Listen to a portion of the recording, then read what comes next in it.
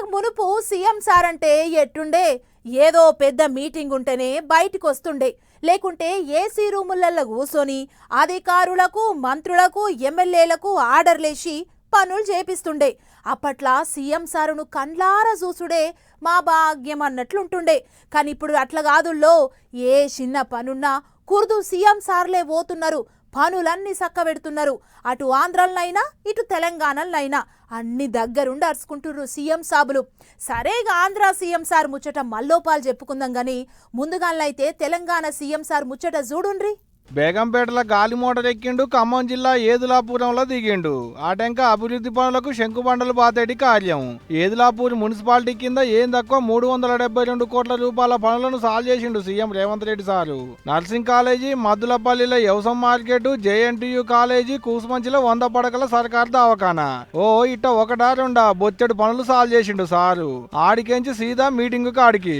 ఇక స్టేజ్ ఎక్కుడే ఆలస్యం, సీదా కార్పొరేటర్లకే సూటి పెట్టిండు. అధికారాన్ని అడ్డం పెట్టుకొని తెలంగాణ రాష్ట్రాన్ని దోసుకున్నట్టు కూడా ఒక శుక్రాచార్యుడు రాక్షస కులగురు ఉన్నాడు. ఎర్రవల్లి ఫామ్ హౌస్లో ఉండి పన్నాగాలు పన్నుతుంటాడు. శకుని మామ పన్నినట్టు పన్నాగాలు పన్నుతుంటాడు. దుర్యోధన వంశాన్ని ఎంబడి పెట్టుకొని ఏదో రకంగా ఈరోజు కుట్రల కుతంత్రాలతోని ప్రజా పాలనను పేదల ప్రభుత్వాన్ని పడగొట్టాలని ఆలోచన. తెలంగాణలో షై పార్టీ అధికారంలోకి వచ్చినాక ఈ 2 ఏళ్లలో వాళ్ళు చేసిన పనులేంది, పెట్టిన పథకాలను అమలు చేసిందెంత, పోయిన పాత సర్కారోళ్ళు చేసిందేంది అనేటి లెక్కలన్నీ పురాగా పూసకూర్చుండు పబ్లిక్ కు. మాటల మాట పాత సర్కారోళ్ళు కట్టించిన 2 గదుల ఇండ్ల ముచ్చట కూడా ముంగడేసుకొని కాల్ పార్టీ వాళ్ళను పొట్టు చాపించిండు సారు.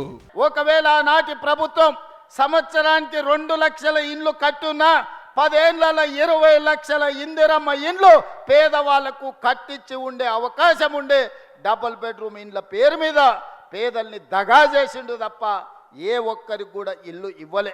సీఎం సార్ మీటింగ్ లో పచ్చ జెండాలు దర్శనం ఇచ్చినాయి. సార్ మీద ఉన్న అభిమానమో ఎటనో గానీ సైకిల్ పార్టీ వాళ్ళు జెండాలు పట్టుకొని వచ్చారు సీఎం సార్ మీటింగ్ కు. గా జెండాలను చూడంగానే సైకిల్ పార్టీని పెట్టిన పెద్ద ఎన్టీఆర్ సార్ యాదికొచ్చినట్టుండు సీఎం సార్ కు. ఆయనను సుత తలుసుకున్నాడు ఓ మలక. నందమూరి తారక రామారావు గారని ఈ వేదిక మీద నుంచి సగర్వంగా నేను తెలియజేస్తున్నా.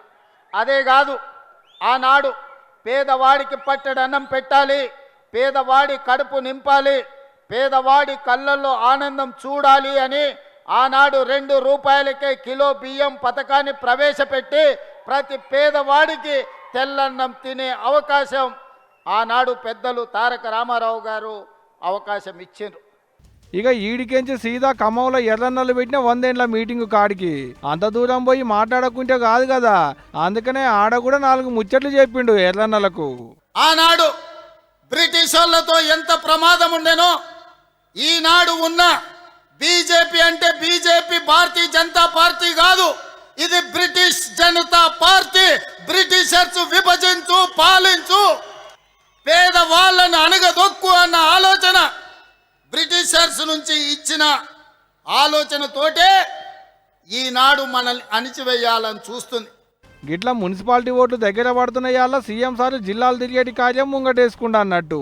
ఏదైతే గాని పోయిన కాడల పడిబడని పార్టీల లీడర్లను పొరక చాపిస్తుండబ్బా.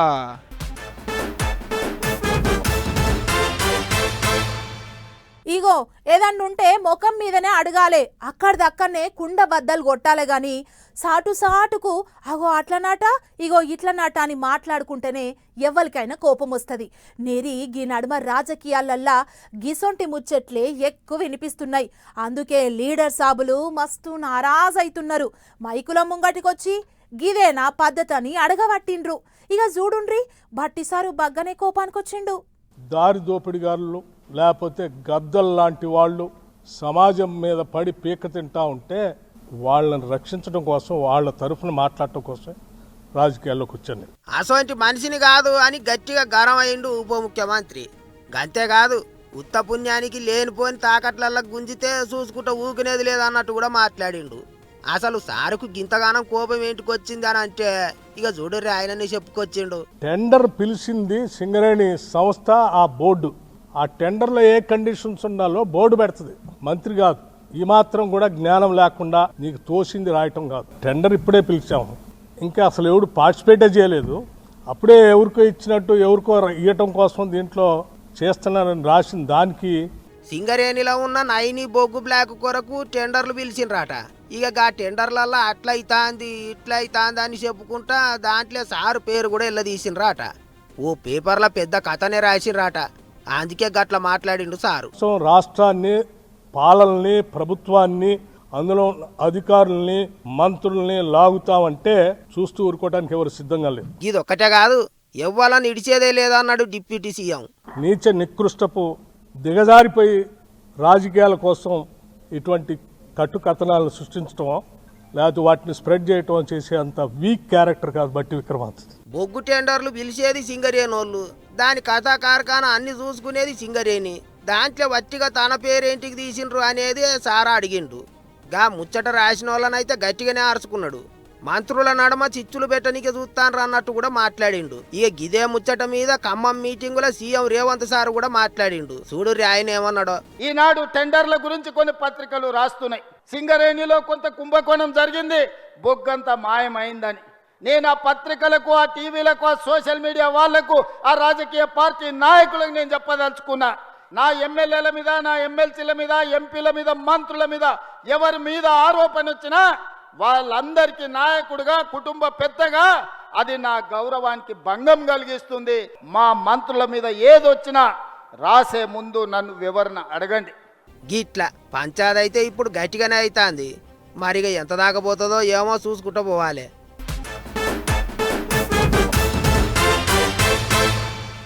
సినిమాలు తీసుకునేట ఆయనకు రాజకీయం ఎందుకన్నారు? పబ్లిక్ ఆయన ఏం చేస్తాడు అన్నారు. కానీ ఎంతమంది ఎన్ని తీర్ల మాట్లాడినా పార్టీ పెట్టిండు, అధికారంలోకి వచ్చిండు, చరిత్ర సృష్టించిండు మన అన్నగారు. రాముడంటే ఆయననే, కృష్ణుడంటే ఆయననే, నాయకుడంటే ఆయననే అనిపించుకున్నాడు. సినిమాలైనా రాజకీయాలైనా సాటి లేదని చూపించిండు. అందుకే అన్నగారంటే ఇప్పటికీ అభిమానం ఎవ్వరికి చెక్కు చెదరలేదు. చూడండి, ఎన్నేండ్లు గడిచినా సరే అన్నగారంటే అభిమానం పబ్లిక్ లో ఎప్పటికీ ఉండనే ఉంటది. ఎందుకంటే మరి ఆయన చేసిన పనులు అసోంటివి, ఆయన నటన అసోంటిది. గిట్లనే అన్నగారి 30వ వర్ధంతికి నందమూరి ఇంటోళ్ళు, సైకిల్ పార్టీలు, ఎన్టీఆర్ అభిమానులు అందరూ నివాళులు తెలిపినరు. పట్నంలో ఉన్న ఎన్టీఆర్ ఘాటుకు బాలకృష్ణ నివాళి తెలిపి దండం పెట్టుకున్నారు. అటు ఏపీలో సైకిల్ పార్టీ వాళ్ళు అయితే పెద్ద మీటింగే పెట్టినరు. సీఎం చంద్రబాబు సారు పెద్ద మనిషిని యాదికి చేసుకున్నాడు. ఎన్టీఆర్ వచ్చిన తర్వాత పరిపాలనకు నిజమైన అర్థం చెప్పారు. సంక్షేమ కార్యక్రమాలు, అభివృద్ధి కార్యక్రమాలకు నాంది పలికారు. సమాజం కోసం, అందరికీ న్యాయం కోసం బడుగులు, విద్యావంతులకు టికెట్లు ఇచ్చి రాజకీయాల్లో, పాలనలో ఎన్నో అవకాశాలు కల్పించారు. ఇది ఒకటే కాదు, అన్నగారికి భారతరత్న ఇయ్యాల్సిందే అన్నట్టు మాట్లాడిండు సారు. ఎన్టీ రామారావు గారికి భారతరత్న అవార్డు ఇవ్వాలి. ఎందుకంటే ఈ దేశంలో నీతి నిజాయితీ రాజకీయాలు చేసిన వ్యక్తి నందమూరి తారక రామారావు గారు. అలాంటి వ్యక్తికి భారతరత్న ఇవ్వడం జాతికి గౌరవం, తెలుగు వారి చిరకాల ఆకాంక్ష. తప్పకుండా ఇది సాధిస్తామనే నమ్మకం నాకుంది. తప్పకుండా అన్ని విధాల ప్రయత్నం చేద్దాం. ఇంకో దిక్కు జిల్లాల పొంటి కూడా సైకిల్ పార్టీ లీడర్లు, ఎన్టీఆర్ అభిమానులు ఆయన విగ్రహాలకు నివాళులు తెలిపినరు. పబ్లిక్ కు అన్నదానాలు చేసిండ్రు.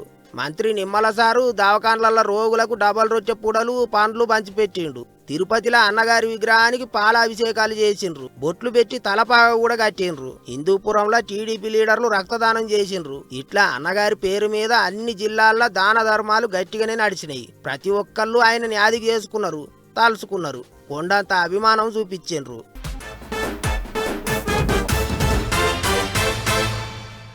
పండుగకైతే డుమ్మా కొట్టినవు. మరిగా మేడారం జాతర కన్నా వస్తావా రావా అని ఒకటే ఫోన్లు కొడతాన్లు మా ఒళ్ళు.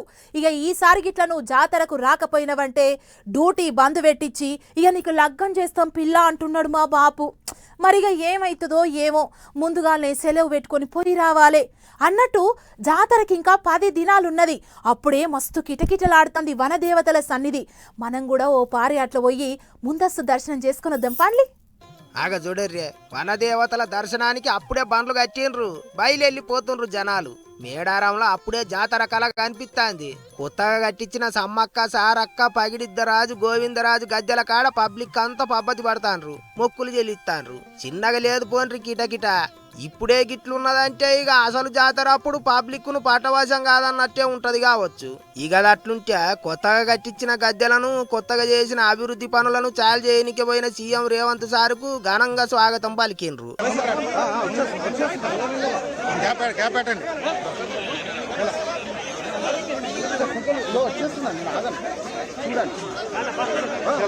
అటెనక వనదేవతల సన్నిధిలా మంత్రులందరితోని కలిసి కేబినెట్ మీటింగ్ పెట్టిండు సీఎం సారు.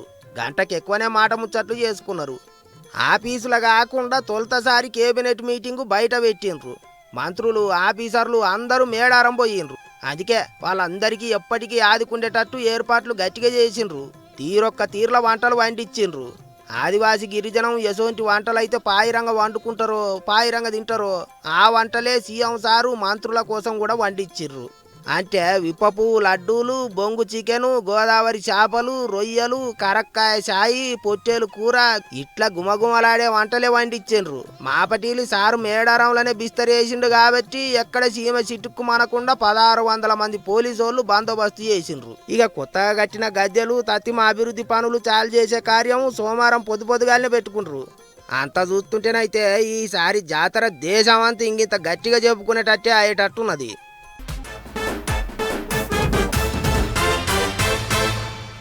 మూడొద్దుల పండుగకు 3 వారాలకెంచే మురిషిన్లు పబ్లిక్ సెలవులకు 4 వద్దుల ముందుగాల్నే సంచులు చదురుకొని పెట్టుకున్నారు. ఇక సెలవొచ్చుడే ఆలస్యం, పల్లెలకు బండ్లు కట్టిండ్రు. ఇక పండుగున్నది 3 వద్దులే గాని వారం రోజులు ఒక సంబరం కాదు. ఊళ్ళ పొంటి ఆటపాటలు డాన్సులు ఇక ఓ చిన్న సంబరమా. ఇక ఇప్పుడు సెలవులు ఒడుసుడుతోని పల్లెలకు పోయినోళ్ళంతా పట్నం బాట పడుతుండ్రు. రైట్, పల్లెలకేంచి పట్నం బాట పట్టిన బండ్లుకి ఇవన్నీ పండగ పేరు మీద 4-5 వద్దులు ఆటలు పాటలు డాన్సులు మస్తు జోరుగున్నోళ్ళంతా ఐతారం నాడు పట్నం బాట పట్టిళ్ళు. మళ్ళా సోమవారం సంధి కొలువులకెక్కేతందుకు. అవు మరి పోరలకు బళ్ళు సాలైనాయి, పెద్దోళ్ళకు ఆఫీసులు సురువైనాయి. యాళ్ళ పొద్దుగల లేచిపోదాం తీయలని ఆగితే ఆంకల ట్రాఫిక్ ఇరుకబడితే ఏమన్నా ఉన్నదా? కొలువులకు మళ్ళో నాడు సెలవు పడుతుందా? అందుకనే ఓ నాడు ముందుగానే బయలుదేరలేము అంటూ కార్లు వేసుకుని పట్నంకెళ్ళి వచ్చేటోళ్ళు. గింతగానం బండ్లు మోపైతున్నాయి కాబట్టి ట్రాఫిక్ తిప్పలు తప్పించేందుకు ఆడాడ ట్రాఫిక్ ను తగ్గించేందుకు రూట్లు మార్చేది కూడా పోలీసోళ్ళు. గుంటూరు మిర్యాలగూడెంకేంచి వచ్చేటి బండ్లను నాగార్జున సాగర్ రోడ్డుకెళ్ళ మలిపితే నల్గొండకేంచి వచ్చేటి బండ్లను మునుగోడు మీదకెంచి చౌటుప్పల రోడ్డు ఎక్కించేటట్టు ఉపాయం చేసిర్రు. ఇటు విజయవాడ మీదకెంచి వచ్చేటి బండ్లు సీదా సూర్యాపేట మీదకెంచి రావాల్సిందే. అట్టగా హైదరాబాద్ విజయవాడ పెద్ద రస్తా మీదనైతే నత్తలు నడిచినట్టే నడిచినాయి ఇవాళ బండ్లు. కొన్నింటిని కోదాడ మీదకెంచి పక్కలకు మలిపించిరు కూడా. ఇక పొద్దున్నక ట్రాఫిక్ ఉంటుందని తెలంగాణక బండ్లు వేసుకొని బయటికి వెళ్తే తెలంగాణక కూడా ఇదే కథ. మళ్ళా నేరుగా పంతంగి టోల్ గేట్ కాడ కొర్లపాడు టోల్ గేట్ కాడ అయితే గంటల కమానం పడిగాపులు పబ్లిక్ కు. ఇట్ట అది ఇదని ఏం లేదు, అన్ని రోడ్ల మీద ఇట్టనే ఉన్నది ట్రాఫిక్ తిప్పల. ఇక పట్నం వచ్చేటోళ్ళు జరంత పొద్దుగానే లేచి వెళ్తారో లేకుంటే అడ్డతోవలు చూసుకొని ట్రాఫిక్ ను తప్పించుకొని వస్తారో మీ ఇష్టం గాని ఆలస్యం చేసిరా అంటే మళ్ళీ నాడు పోరలు బడికి పెద్దోళ్ళు ఆఫీసులకు డొంబా కొట్టినట్టే. ఇక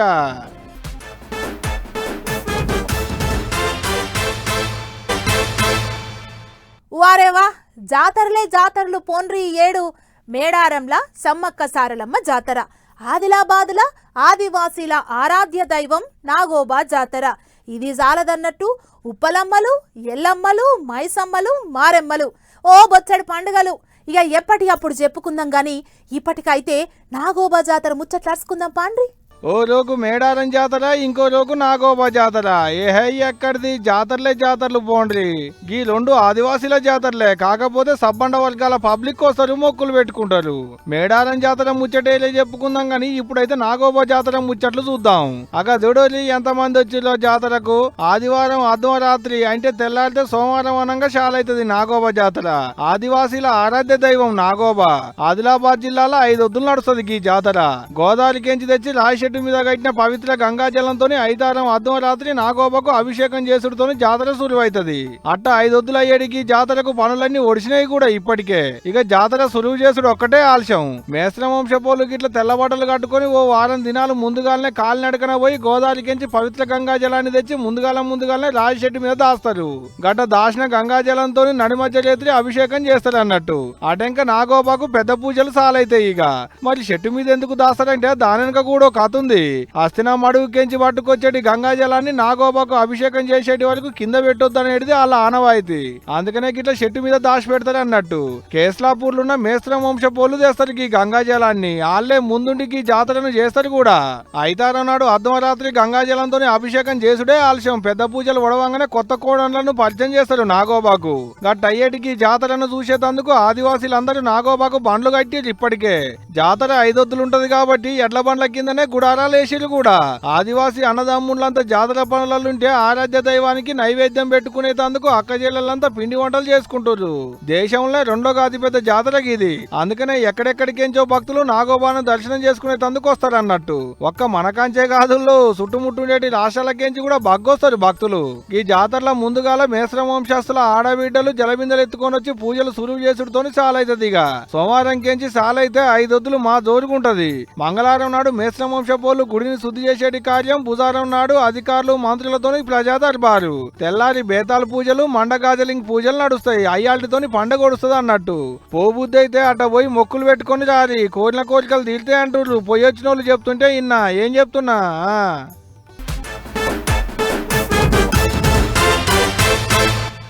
ఇక చూసిండ్లు కదా, ఇవి యాల్టి మన పటాస్ న్యూస్ల ముచ్చట్లు. మళ్ళా రేపు మంచి మంచి ముచ్చట్లతోని కలుద్దాం.